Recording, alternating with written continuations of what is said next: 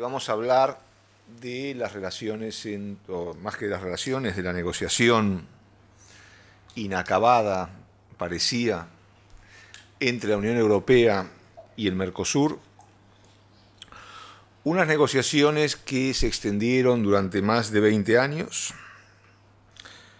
hasta que, no hace mucho, como se dice coloquialmente, finalmente parió el ratón.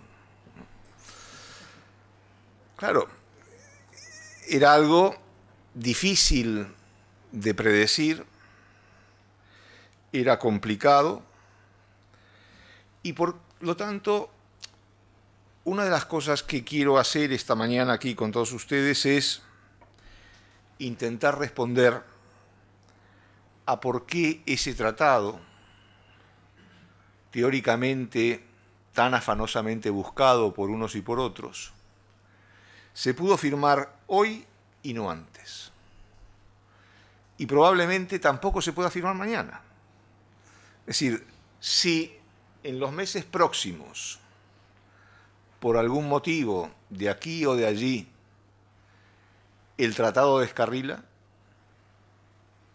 la posibilidad de recomponerlo es escasa. Y por lo tanto, esto nos va a llevar a poner el foco en las cuestiones geopolíticas, porque sin ellas lo alcanzado, es decir, cerrar el tratado, resultaría totalmente ininteligible.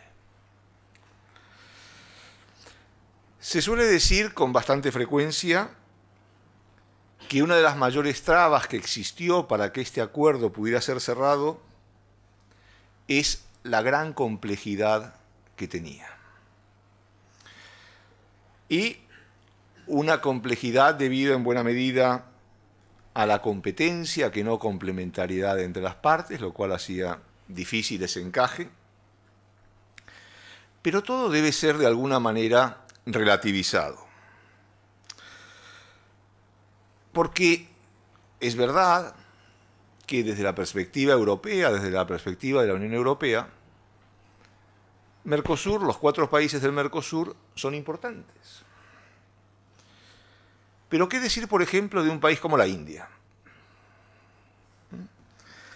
Comparen los casi 1.400 millones de habitantes de la India con los 300 millones del Mercosur. Es decir, el tamaño del mercado es idealmente diferente. El PIB de la India es de 2.400 millones de dólares frente a los 2.000 millones de Mercosur. Brasil solo tiene 1.600. Aunque en este caso concreto el PIB per cápita favorece a Mercosur, 7.500 dólares frente a los 1.700 de la India. Es decir, y tengamos en cuenta, por otra parte, que el tratado comercial o de asociación entre la India y la Unión Europea se sigue negociando desde 2004 y no se ha cerrado todavía. Entonces, muchas veces decimos desde esta parte del mundo, bueno, no nos entienden, no nos quieren, es complicado porque competimos en estas y otras ramas. Lo que ocurre es que a veces es necesario poner las cosas en su contexto, relativizarlas y no pensar que uno es el ombligo del mundo. Y a veces muchos de los análisis que hacemos no tienen en cuenta precisamente descontar ese sesgo, ¿no? Y de ahí la importancia, sobre todo en unos estudios como estos, internacionales, de introducir el factor comparativo. La comparación siempre es buena, siempre es útil, siempre aporta cosas. Y a esto hay que agregar la necesidad de mirar sobre unas coyunturas cambiantes, es decir, no podemos mirar lo que ocurrió en los 20 años de negociaciones como una foto fija. No podemos mirar lo que ocurrió en todos estos 20 años solo como la evolución de unas negociaciones, porque si no, no entendemos nada.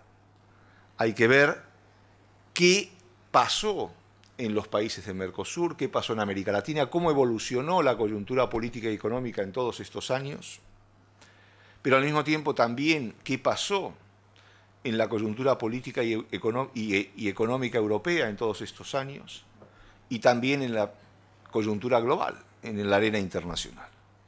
Es decir, son elementos que también hay que introducir para el análisis, para no un poco perder de vista lo que está ocurriendo. Y otro factor que también hay que tener presente es que el tratado de asociación que se firmó, no se firmó en realidad porque todavía no está firmado, sino que se cerró la negociación, este tratado de asociación es mucho más que un tratado de libre comercio. Es decir, es un tratado de libre comercio, pero no es solo un tratado de libre comercio. En realidad el tratado se asienta sobre tres patas. Una es la pata comercial, otra es la del diálogo político y otra la de cooperación. Entonces, desde la perspectiva europea, este hecho convierte al tratado en un tratado mixto. No es únicamente un tratado de libre comercio. ¿Y cuál es la importancia de esto? La importancia es que dentro de la Unión Europea hay temas que son competencia exclusiva de la Comisión, que es el gobierno de la Unión, y otros que siguen siendo competencia de los Estados miembros. El caso de la política comercial y de las inversiones es una competencia exclusiva de la Comisión. Y por lo tanto, a la hora de ratificar los acuerdos comerciales firmados, es el Parlamento Europeo quien se tiene que pronunciar. Sin embargo, hay cuestiones como los temas de cooperación o los temas políticos que siguen estando en manos de los Estados, sobre los cuales el órgano de gestión que se expresa sobre esto en el seno de la Unión no es la Comisión, sino que es el Consejo Europeo, que está formado por los jefes de gobierno de los distintos Estados miembros. Y esto lleva a que esas partes no comerciales tengan que ser ratificadas bien por los parlamentos nacionales o inclusive en algunos países, según establezca la legislación nacional de cada uno de ellos, por los parlamentos regionales.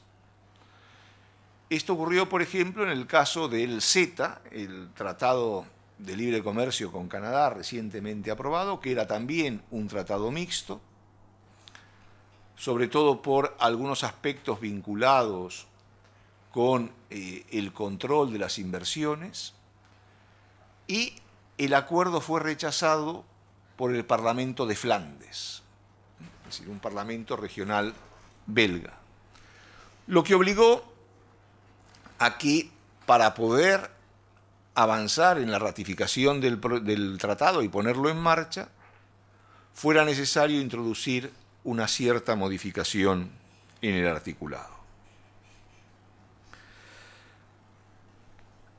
El pasado de la negociación entre la Unión Europea y Mercosur es de sobra conocido.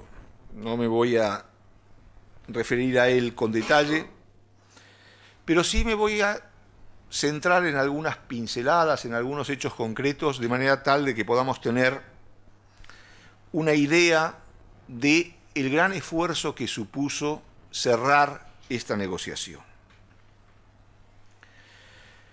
En primer lugar, habría que decir que lo que se ha cerrado, lo que se quiere firmar, es un tratado imperfecto. Ahora, esto no es ninguna novedad. En realidad, todos los tratados de esta naturaleza son imperfectos.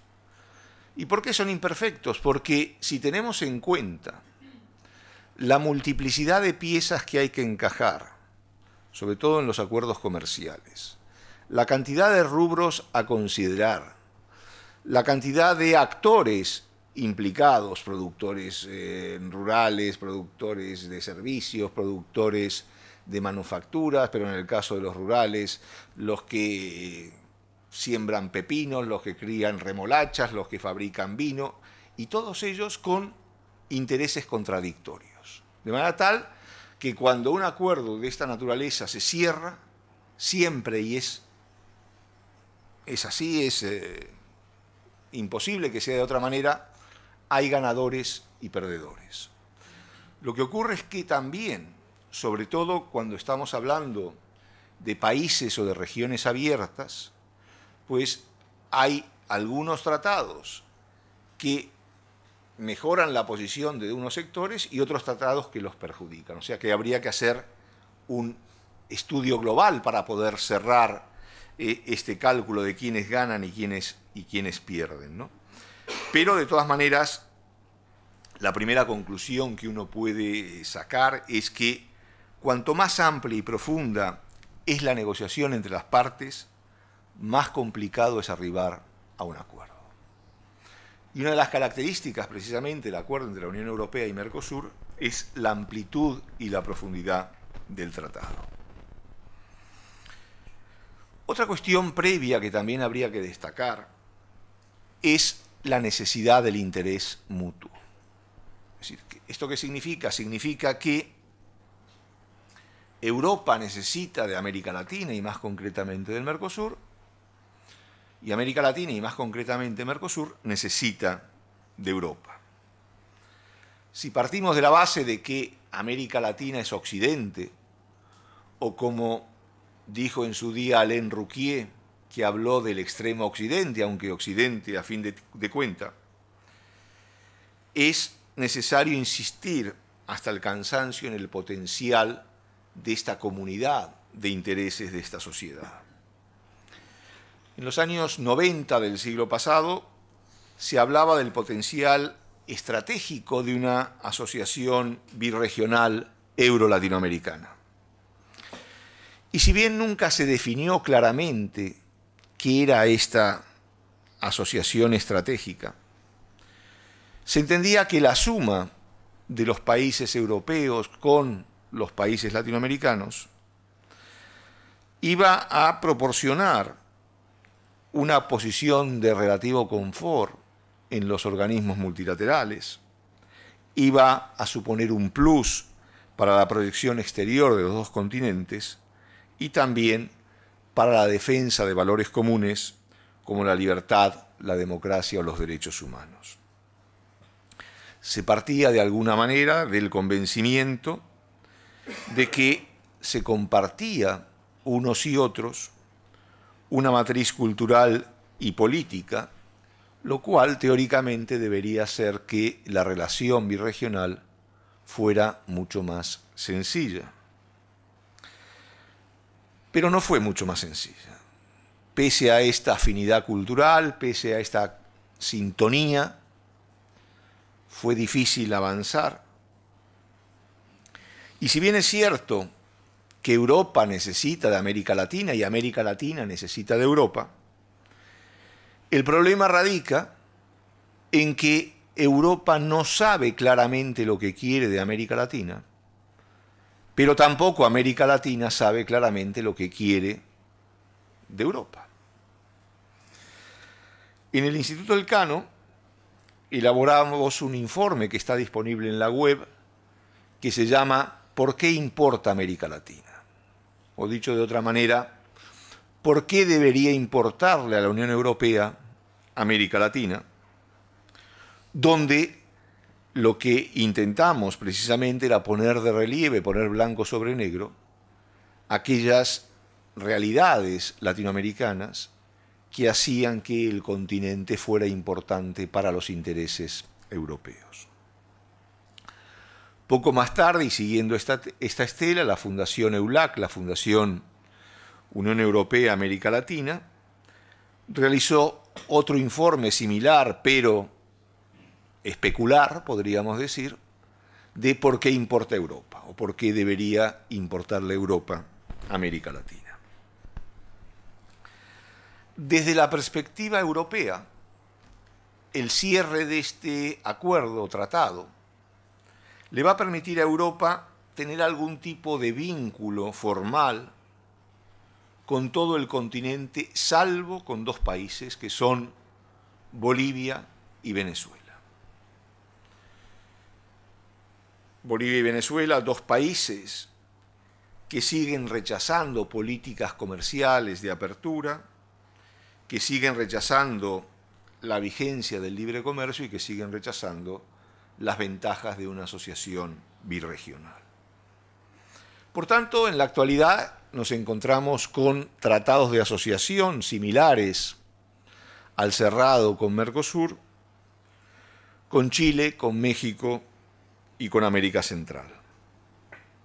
Hay un tratado de asociación económica con el CARIFORUM, es decir, con los países del Caribe. Hay tratados multipartes que son básicamente de libre comercio con Colombia, con Perú y con Ecuador.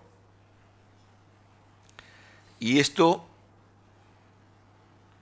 se produce así a partir de la salida de Venezuela de la Comunidad Andina. Las negociaciones entre la Unión Europea y la Comunidad Andina en torno a 2005 estaban muy adelantadas.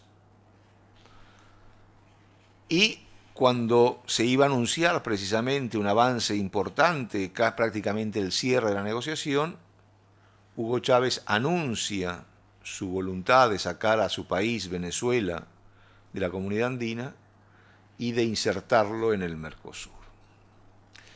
Y ahí comenzó una etapa de furor y delirio, podríamos decir.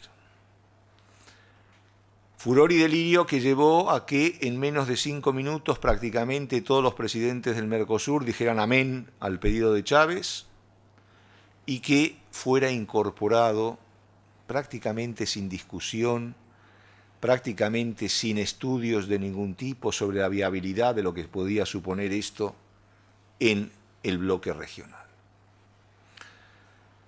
El compromiso era que en el periodo de pocos años Venezuela iba a adaptar su legislación comercial al acervo comunitario, es decir, a las disposiciones de Mercosur, algo que nunca se cumplió. Todavía, si por ventura Venezuela tiene legislación comercial, que no sé si realmente existe algo así en el país, pues no se hizo el menor esfuerzo por adaptarlo a la realidad del Mercosur. Pero esto marcó una quiebra en la que era la teoría tradicional de la Unión Europea en sus negociaciones con América Latina. Tradicionalmente la Unión Europea lo que señalaba y se cansaba de señalar una y otra vez era que no había lugar para negociaciones bilaterales y que solamente se iba a negociar bloque a bloque. Se iba a negociar con el SICA, con el Sistema de Integración Centroamericano, se iba a negociar con la Comunidad Andina y se iba a negociar con Mercosur. Sin embargo, y esta es una de las grandes paradojas, no la única dentro de la historia de la Unión Europea y de la integración europea, los dos primeros tratados que firmó la Unión Europea con América Latina fueron con Chile y con México, es decir, dos países individuales. Bueno, uno puede explicar todo esto diciendo, bueno, en realidad son dos casos especiales, pero la realidad es esta. Pero bueno, centrémonos un poco en el pasado. Y como dijimos, estamos frente a una negociación de larga data, con muchas interrupciones y también, por qué no decirlo, con grandes enemigos ubicados a ambos lados del Atlántico, en ambas orillas. Es decir, esta es una historia llena de malos y buenos, pero los malos no están de un lado y los buenos del otro. Tenemos malos aquí y malos allá, buenos aquí y buenos allá, buenísimos en un lado y del otro y malísimos también en un lado y del otro. ¿Quiénes fueron los principales oponentes al acuerdo?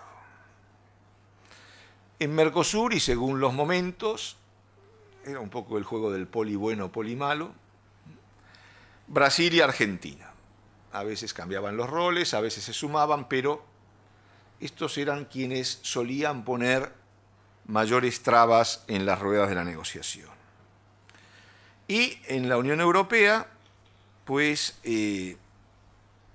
eran Francia e Irlanda más Polonia, aunque había otros países que se escudaban detrás de la posición francesa. Es decir, la posición francesa de rechazo a la negociación les era muy cómoda. Esto es como aquello de tirar la piedra y esconder la mano, es decir, bueno, si Francia decía no, ¿para qué yo voy a decir que no? Con eso es suficiente, y esto era algo bastante frecuente en la historia europea.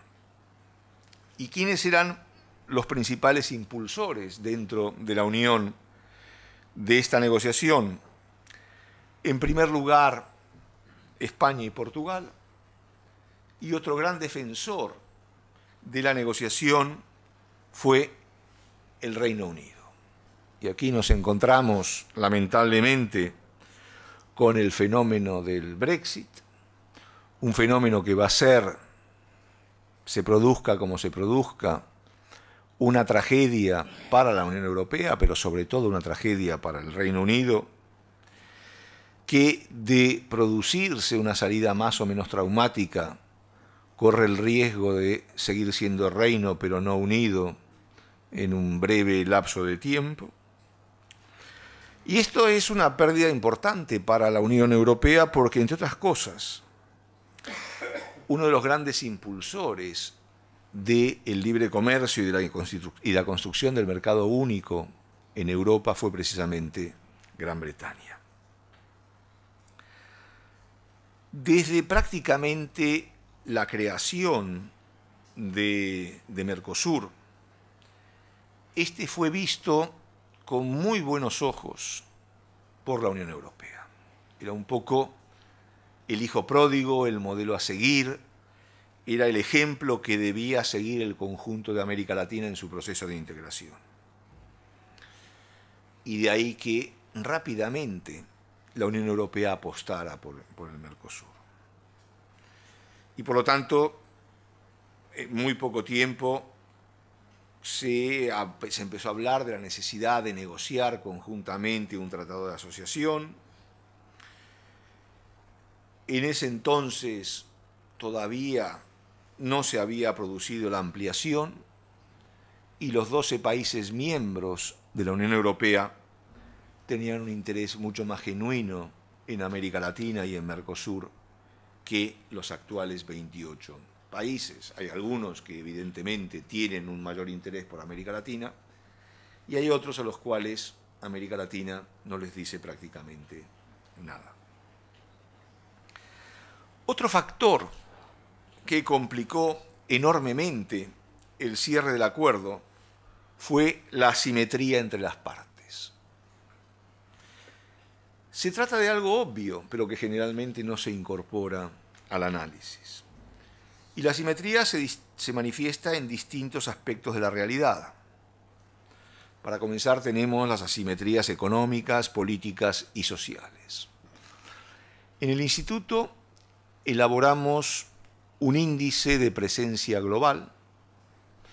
Es un índice que no mide el poder de los países, pero sí cuál es su presencia en el mundo, es decir, cómo se comportan ahí fuera.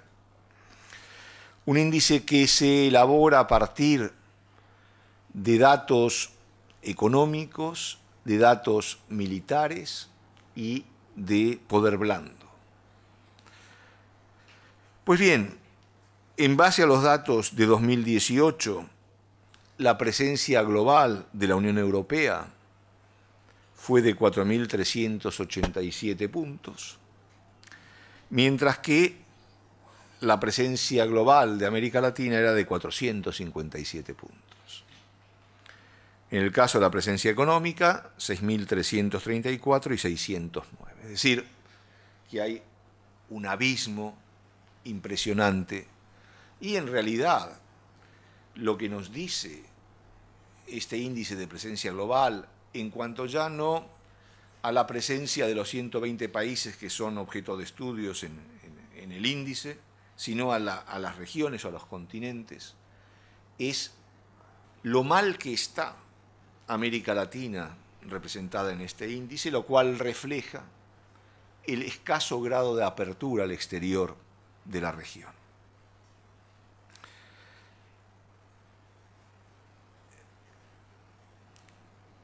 Por supuesto que las asimetrías ahí están, y a esto hay que unir también el diferente rumbo y velocidad de los procesos de integración regional, teniendo en cuenta que ambos procesos son prácticamente hijos de la Segunda Posguerra Mundial, que ambos procesos comienzan prácticamente en la misma época, y sin embargo estamos donde estamos. Ayer finalmente, por ejemplo, y pese a todas sus dificultades, se aprobaba el primer presupuesto de la zona euro, que es un avance significativo para la consolidación. No es todavía la panacea, queda mucho camino por recorrer, pero el proceso sigue avanzando. Y esto es así porque una de las grandes diferencias, no la única, pero una de las grandes diferencias entre la integración europea y la latinoamericana está o radica en la capacidad de ceder cuotas de soberanía a instancias supranacionales. En América Latina hay tres grandes obstáculos a la integración regional: dos excesos y un déficit. Los excesos son el exceso de retórica. Es decir, todo el mundo habla de la integración regional, pero no se sabe de qué estamos hablando cuando hablamos de la integración regional. Y el segundo exceso tiene que ver precisamente con esto, que es el exceso de nacionalismo, que impide precisamente ceder cuotas de soberanía a instancias supranacionales. Y el déficit es el déficit de liderazgo. Ni Brasil ni México, que son las dos grandes potencias regionales, asumen plenamente su rol y juegan un papel dirigente, activo, en la integración regional. Y a esto, por ejemplo, hay otras dos diferencias reseñables.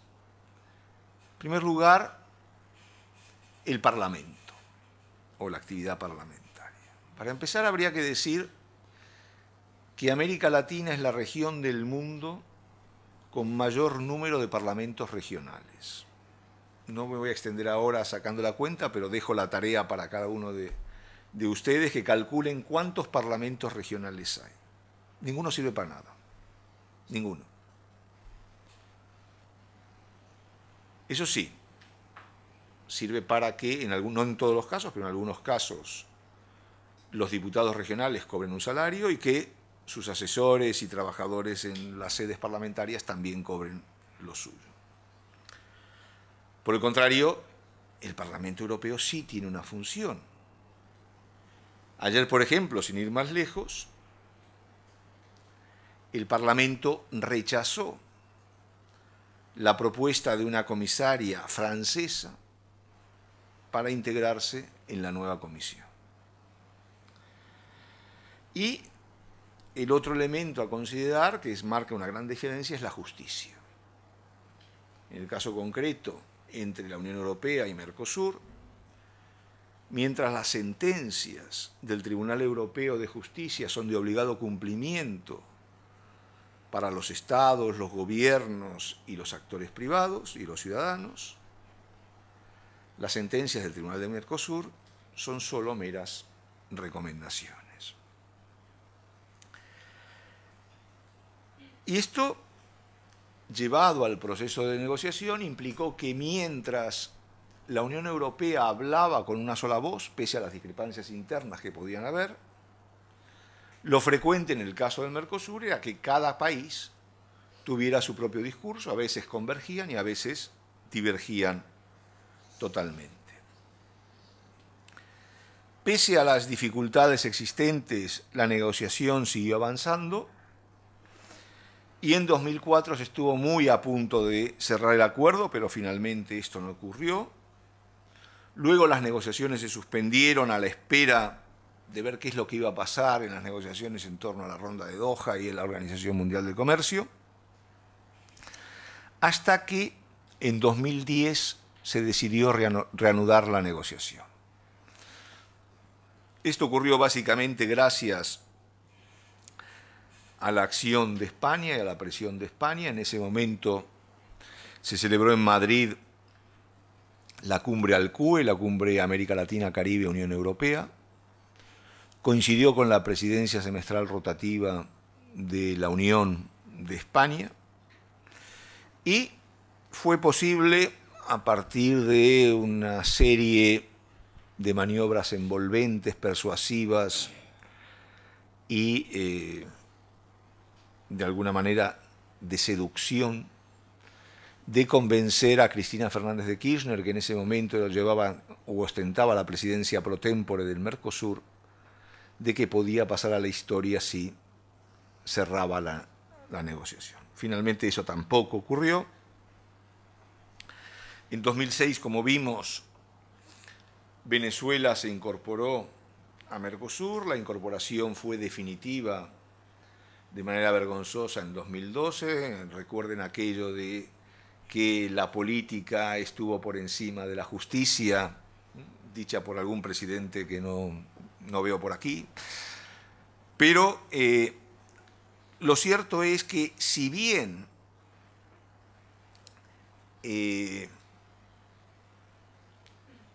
Venezuela nunca participó en las negociaciones entre la Unión Europea y Mercosur, porque éstas habían comenzado antes y había sido, no podía sumarse a los equipos negociadores, pero sí interfería en la marcha de la negociación de distintas maneras posibles. Y finalmente, hay que, en este repaso previo, habría que señalar que a diferencia de lo que muchos opinan, este tratado no es ni de izquierdas ni de derechas.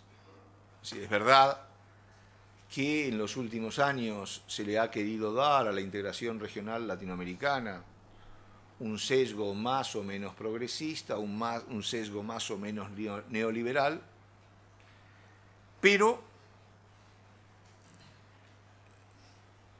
el logro, el cierre de la negociación tiene poco que ver con posibles enfrentamientos entre unos y otros. Y en realidad, la falta de acuerdo en el pasado o el acuerdo actual no es producto de un enfrentamiento entre progresistas latinoamericanos y neoliberales europeos, ni tampoco producto exclusivamente de la llegada al poder de Macri en Argentina o de Temer primero y Bolsonaro después en Brasil, aunque esto evidentemente fue un impulso importante para que la posición de Mercosur se moviera. Hay un dato importante también a tener en cuenta en las etapas previas, y son los esfuerzos de Dilma Rousseff a fines de 2012, principios de 2013, para cerrar un acuerdo con la Unión Europea. Tradicionalmente la política y la postura de Brasil en relación con el acuerdo era muy cerrada, muy refractaria, muy proteccionista. ¿Por qué Dilma cambió de parecer? Primero porque la crisis empezó a golpear duramente al país, los efectos se vieron después, y no solo eso, sino que algunos sectores empresariales, como la Fiespi, por ejemplo, la poderosa Federación de Industriales del Estado de Sao Paulo, tomó conciencia que el proteccionismo, la cerrazón, los conducía al fracaso y a la destrucción, y que era necesario cambiar el chip, que era necesario abrir la economía del país, y por lo tanto se buscó relanzar la negociación con la Unión Europea. Pero en ese momento Argentina se oponía, Cristina Fernández de Kirchner no era favorable, no era partidaria de esto. Dilma estaba dispuesta inclusive a negociar de forma bilateral con la Unión Europea, postura a la cual se sumarían tanto Uruguay como Paraguay, aunque finalmente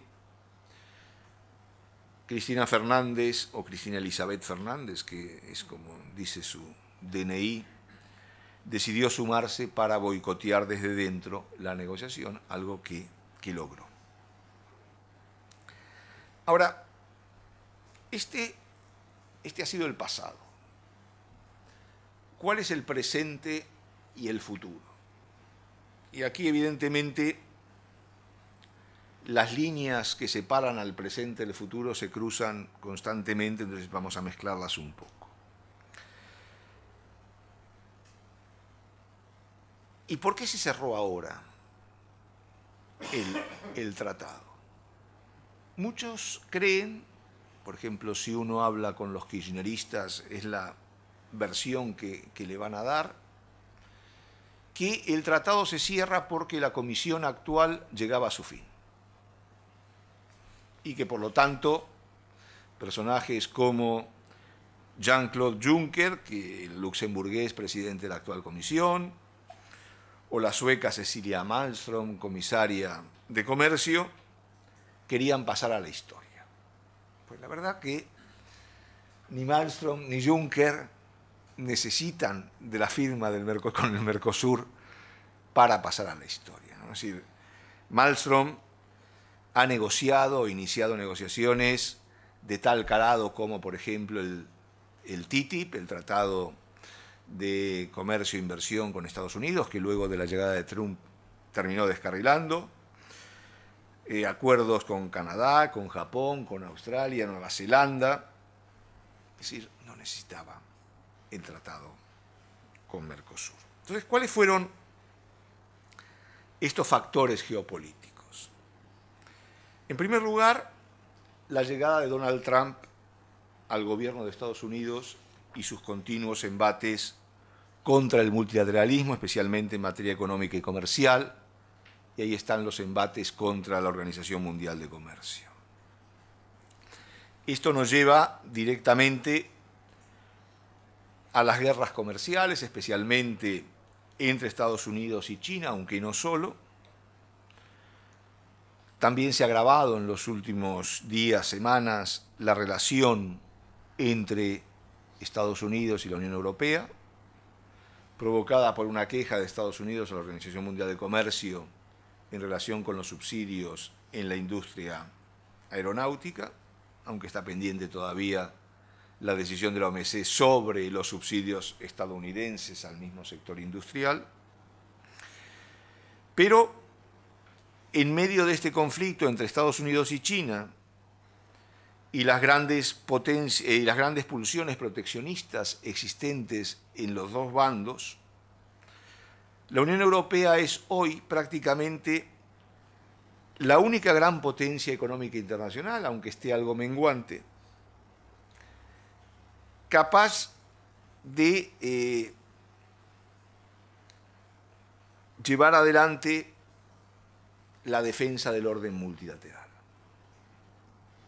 Pero en este momento lo que hay que tener presente también es que esta guerra comercial no es solo una guerra comercial, es mucho más que una guerra comercial. El enfrentamiento entre Estados Unidos y China es un enfrentamiento por la hegemonía internacional y por el control del planeta. Veamos, por ejemplo, lo que supuso el gran desfile militar montado por los chinos en Pekín hace pocos días, con motivo del 70 aniversario del nacimiento de la República Popular. Es decir, hay un combate en torno a la revolución tecnológica en que nos estamos moviendo, hay una lucha por el control de la inteligencia artificial. Ahí está el caso, por ejemplo, de Huawei y el 5G. ¿Quién va a ser el líder en inversión en investigación y desarrollo, ni más de? Y en esta lucha por la influencia global entre Estados Unidos y China, está claro que la Unión Europea intenta situarse al margen. El objetivo de Europa en este enfrentamiento es no tomar partido ni por unos ni por otros, y de ahí, por ejemplo, la gran agresividad de Trump contra la Unión Europea, pero el problema es de qué lado va a caer América Latina. ¿Qué es lo que va a terminar decidiendo América Latina? Tampoco está claro qué va a pasar con África, más allá de la proyección del cinturón y la ruta de la seda. En marzo de este año, la Unión Europea definió a China como un rival sistémico. Es decir, lo que hasta hace poco se veía con una cierta simpatía, la llegada de inversiones chinas a Europa, pues comienza a verse de otra manera totalmente diferente. Y esto lleva a la Unión a definirlo como un rival sistémico. Es decir, la definición no es menor, es importante. Y al mismo tiempo que esto ocurre, Estados Unidos, que había sido el principal aliado de Europa a lo largo de prácticamente todo el siglo XX, es cada vez más un socio poco fiable. Esto se observa en todos los órdenes, no solo en el orden comercial, no solo en el orden político, ver por ejemplo la tensa y difícil relación entre Angela Merkel y Donald Trump, sino también inclusive en materia de defensa en la relación con la OTAN. Y es importante señalar que en el caso del Tratado de Asociación con Mercosur, es la primera vez que la Unión Europea, quizás con la única excepción del Tratado de Cooperación con Cuba, que la Unión Europea no va por detrás de Estados Unidos, o a la par. Esto se puede ver en el tratado con Chile, con México, con América Central, con Colombia y con Perú.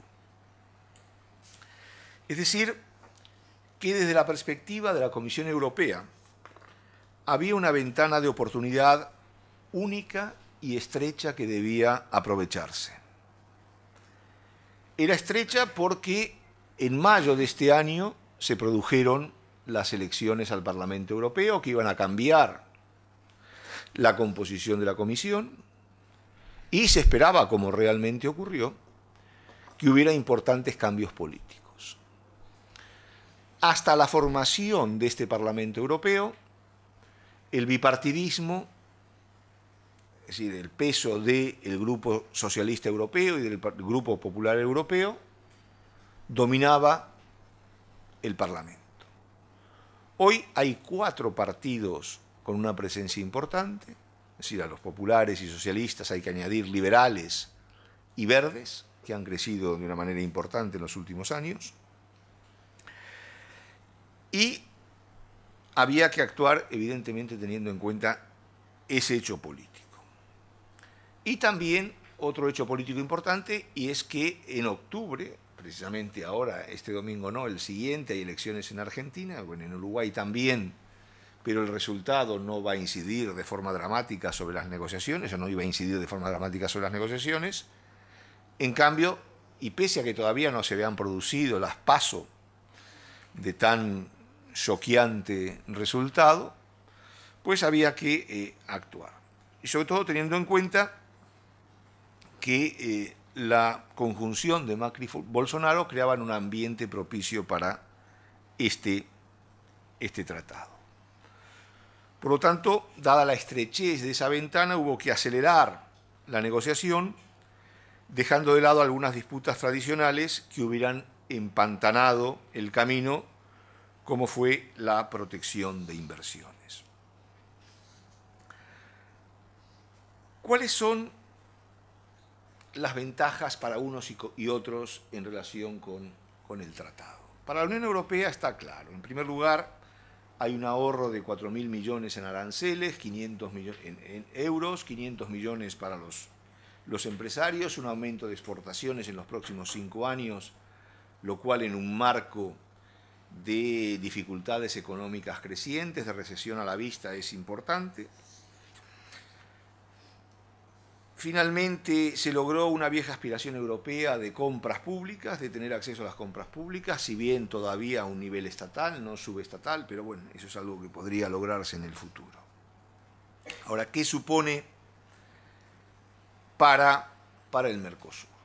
Por un lado, la posibilidad de acceder a un mercado de 513 millones de habitantes, con un gran poder adquisitivo, es decir, la renta per cápita es de casi $38.000 frente a los 7.000 y pico de Mercosur.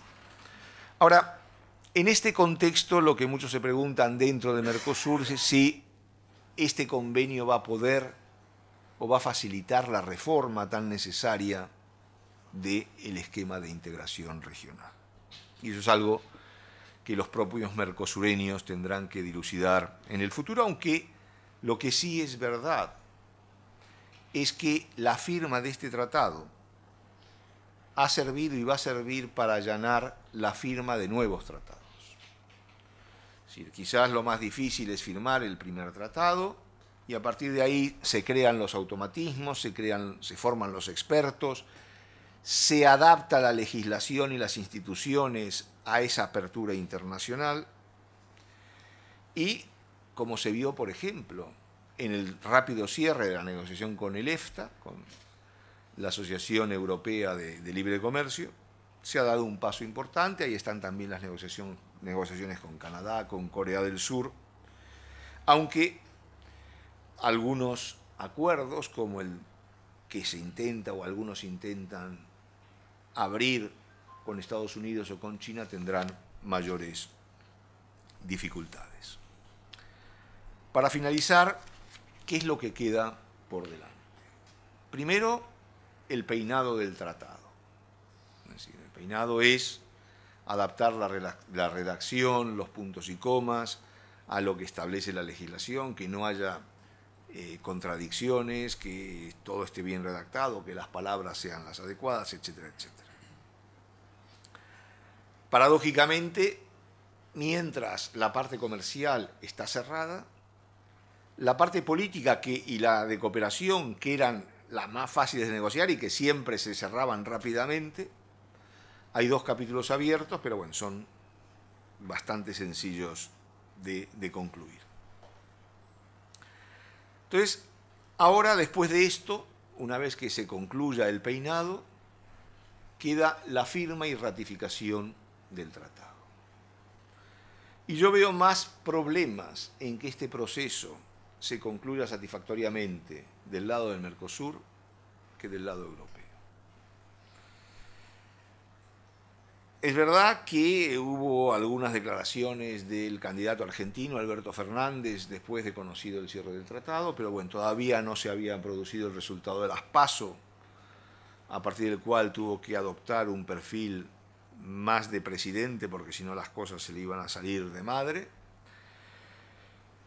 Luego moderó su discurso y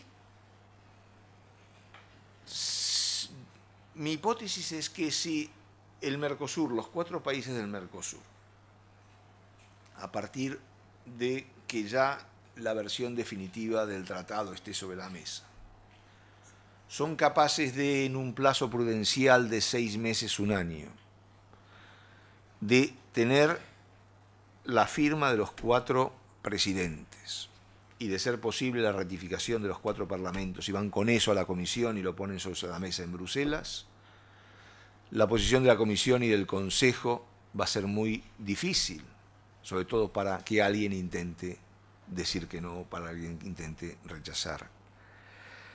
De todas maneras,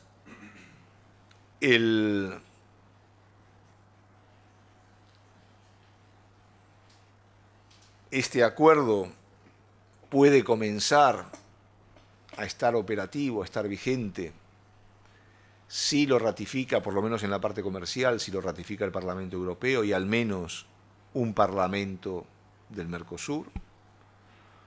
Lo que está establecido es que a medida que los parlamentos del Mercosur lo vayan ratificando, y si está la ratificación del Parlamento Europeo, por supuesto, comience a entrar en vigor en aquellos países. Y en líneas generales yo creo que con esto se abre un periodo promisorio tanto para la Unión Europea como para Mercosur. Gracias. 2 reflexiones bien cortitas y pasamos a las preguntas. La primera, para ustedes, como siempre, yo trato de reflexionar pensando en el lugar de los más jóvenes y les espera un mundo bien diferente, ¿no? Bien diferente. Nosotros tuvimos la suerte en todo caso de vivir lo que yo llamo los 25 años felices. Diciembre del 91, noviembre del 2016. Los 25 años donde a ambos lados del Atlántico tuvimos la sensación de que, bueno, de que estábamos en una nueva etapa, de que las relaciones comerciales, políticas, habían desaparecido, de que íbamos todos por el mismo lado, de que había desaparecido, se había terminado la Guerra Fría, se habían acabado las tensiones y finalmente comenzaba una nueva etapa. Casi, increíblemente, fueron 25 años justos, ¿no? Por una diferencia de un mes.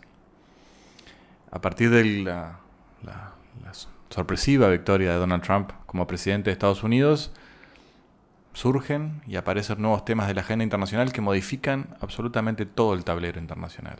Todo el tablero. Seguramente los problemas estaban ahí, ¿verdad? Estaban ahí, estaban subyacentes por debajo de nosotros, pero en todo caso fue el rol de Donald Trump, con su particular forma de gobernar la principal potencia del mundo, de ponerlos a la luz y de todo caso exacerbar el conflicto que se iba a dar más tarde o más temprano con China, ¿verdad? Conflicto que pasa mucho más allá de lo comercial y que llega al campo político y, como bien señalaba Carlos, peligrosamente entra a rozar el campo militar. O sea que los próximos 25 años van a ser bien diferentes de esos 25 años previos, muy diferentes. Esa es la primera reflexión. La segunda, yendo específicamente al Tratado de Libre Comercio entre la Unión Europea y el Mercosur, y es que me parece que los uruguayos, en el caso de que finalmente el proceso que vos señalabas llegue a buen puerto, lo que tenemos que definir entre todos nosotros es juntarnos y decidir dónde vamos a poner el monumento a Donald Trump, ¿no? La plaza que se va a llamar Plaza del Tratado de Libre Comercio entre Unión Europea y Mercosur, o Parque, en el centro, tiene que tener una escultura de Donald Trump. Porque aquí va a haber que ir a rendirle tributo y ponerle las flores correspondientes del caso. Porque sin esa figura, creo que estamos todos de acuerdo que probablemente, difícilmente ese acuerdo se hubiera llegado en ese momento, ¿no? Como decía Borges, ¿no? No nos une el amor, sino el espanto. Es decir, ¿no? Después de 20 años de negociación llegamos a un buen puerto porque, bueno, se dio la coyuntura internacional para ese contexto. Agradecerle también por toda la información. Fue muy estructurada todo lo que nos ha comentado respecto al Mercosur y la Unión Europea desde sus trincheras, se podría decir, en algunos momentos históricos, por una parte latinoamericana, por otra parte europea, y que efectivamente, bueno, la coyuntura lo está haciendo empujar un poco más, que, bueno, también eso hace susceptible que la misma coyuntura lo pueda echar hacia abajo.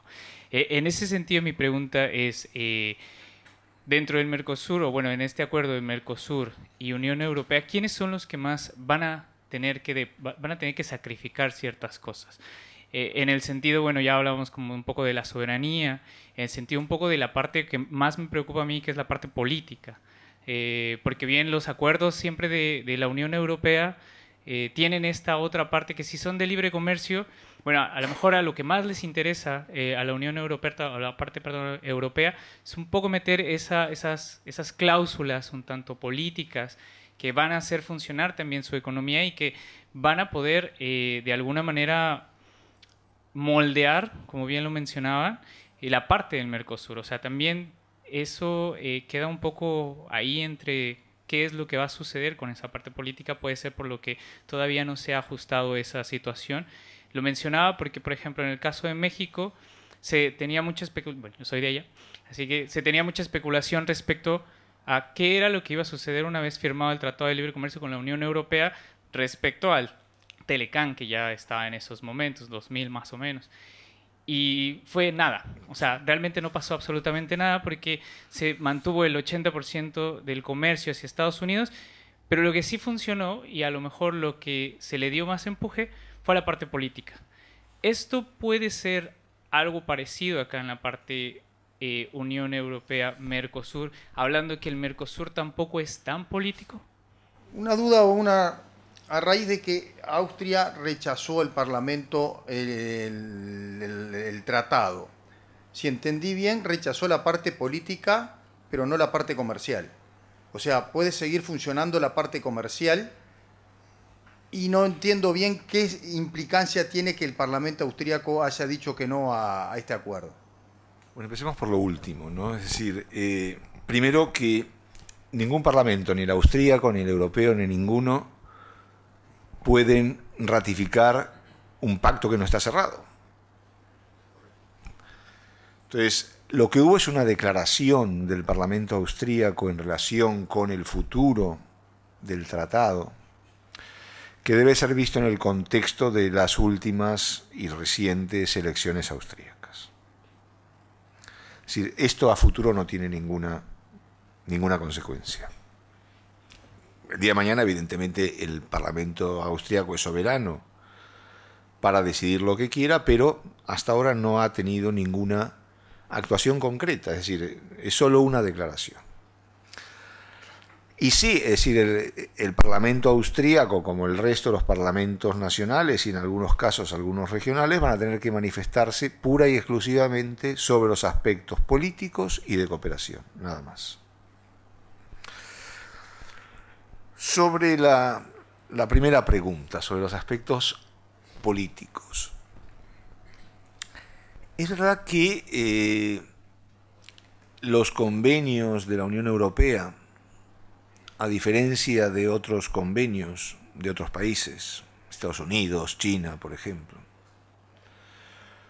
son sumamente minuciosos en algunas cuestiones, como por ejemplo el cambio climático, el respeto a los derechos humanos, cuestiones que afectan sensiblemente a la negociación con el Mercosur, como por ejemplo los temas de bienestar animal. Ahora, la pregunta es, bueno, ¿por qué la Unión Europea se empeña en incluir esos puntos en la negociación? ¿Es porque hay un objetivo oculto de exportar el European Way of Life a todo el mundo? ¿O hay otras cuestiones? Y hay otras cuestiones que tienen que ver con la propia conformación de la realidad europea.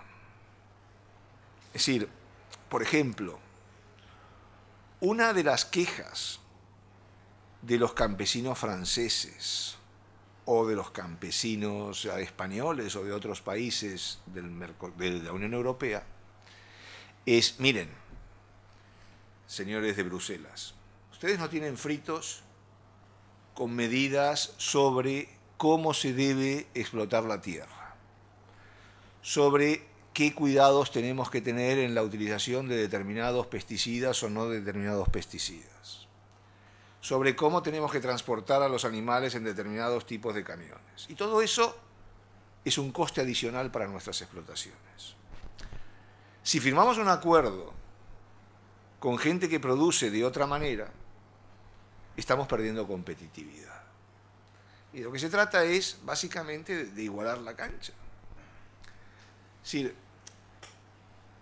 luego también hay otras cuestiones que tienen que ver con definiciones políticas, por ejemplo, derechos humanos. China nunca va a firmar un tratado donde exija el respeto de los derechos humanos, nunca. Ahora Erdogan, por ejemplo, está amenazando a Europa de, si ustedes me condenan por haber invadido Siria y bombardeado a los kurdos, yo les voy a poner los 3,5 millones de refugiados sirios que estoy albergando en este momento. Estados Unidos tampoco va a ser un issue en sus acuerdos comerciales de este tipo de cuestiones. Por ahí un poquito más que China, pero tampoco mucho más. Y no hablemos de lo que supone la protección del medio ambiente. Entonces, pero ahí lo que hay que tener presente también es cómo se manifiesta la sociedad civil europea en relación con determinadas cuestiones. Entonces, inclusive